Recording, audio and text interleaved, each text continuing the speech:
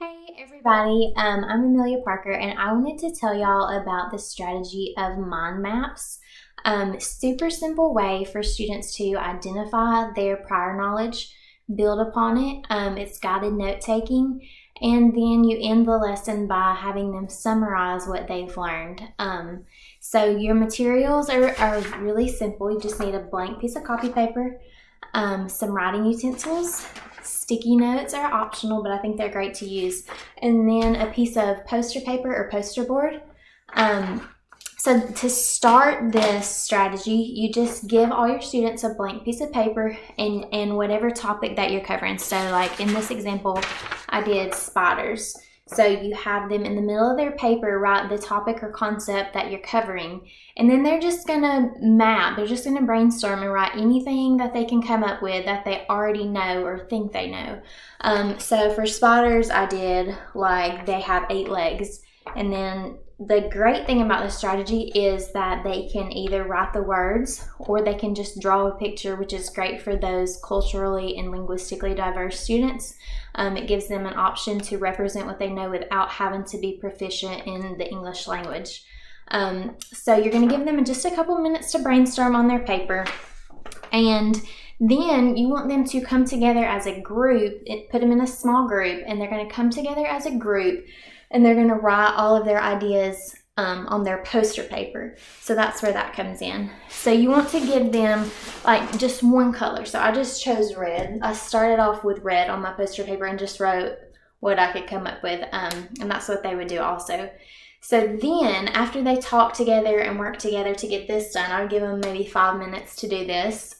You're going to go on with the lesson. So read the story or cover whatever you're covering.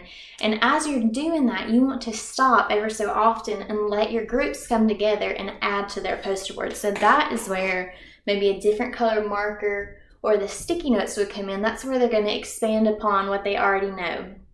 And so while they're doing this, while they're working, that's a great time for us teachers to walk around and observe and kind of see what they know or any misconceptions.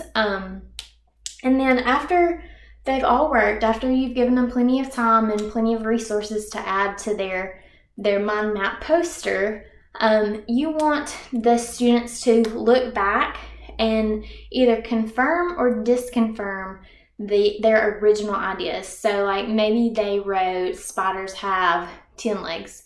So they would kind of go, oh, that's not true. We know spiders have 8 legs now. So you want them to see what they're learning and see what they didn't know and what they now know.